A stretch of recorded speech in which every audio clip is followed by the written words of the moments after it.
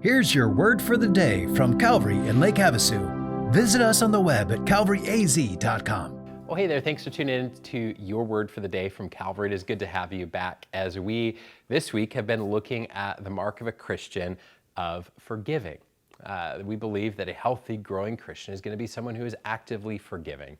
The question to ponder that is linked to this mark is, am I extending grace? And this is one that maybe has been a challenging one for you this week to ponder, to think through, to evaluate for yourself, because I believe that this is perhaps one of the most challenging things to live out as a follower of Jesus. The grace that he calls us to, that he models for us, is incredibly difficult to replicate, especially at the scale and intensity with which Jesus challenges us to do it. And I love that we get to see this even in the disciples, that they were challenged by this and were struggling to figure out how they could properly follow and obey Jesus at this point. And Peter, being the one most likely to speak up and say his mind, in Matthew 18 expresses this. Jesus had just taught on what to do if someone sinned against you, what was a proper course of action to bring that to them and seek reconciliation. And following that, Peter speaks in verse 21. It says, "Then Peter came up and said to him, 'Lord, how often will my brother sin against me and I forgive him? As many as 7 times?'" I love Peter. He's like, hey, I think 7's enough.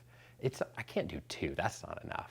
3, 5. Hey, 7 in the Old Testament is kind of like this number of completion. It's kind of like got some symbolism attached to it.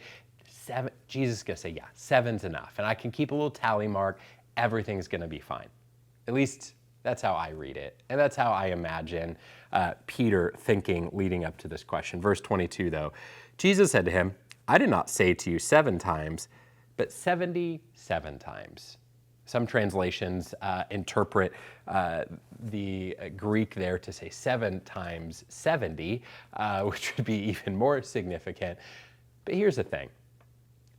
Jesus isn't encouraging us to be walking around life with a pad of paper ready to tally mark how many times we've forgiven someone. Say, hey, you're at 76. I'd be careful with what you do next because I've only got one more tally mark of forgiveness for you. Because Jesus' challenge here to us to extend grace and to love and forgive people isn't a math problem, but the point is to be living with grace that's freely flowing out. To have such a high limit in our mind of the number of times that we would forgive those around us that it's not even worth counting. Sure, if it's 2 or 5 or 7, you actually go, hey, let me think back to how many times, hey, this is it. But if it's 77 times or 490 for that matter, you're not going to keep track of that. And that's exactly the point. Jesus says, don't be keeping track of how often you've forgiven, but instead let your life just continue to flow forgiveness to the people around you. Because after all, that's what he did for us. If you think about how many times God forgives you for your sin, how many times I've been forgiven for the same sin, the same struggle that I continue to fail over and over and over again. And God isn't sitting there with his little tally mark keeping track. He is freely offering forgiveness. And that's a challenge for us.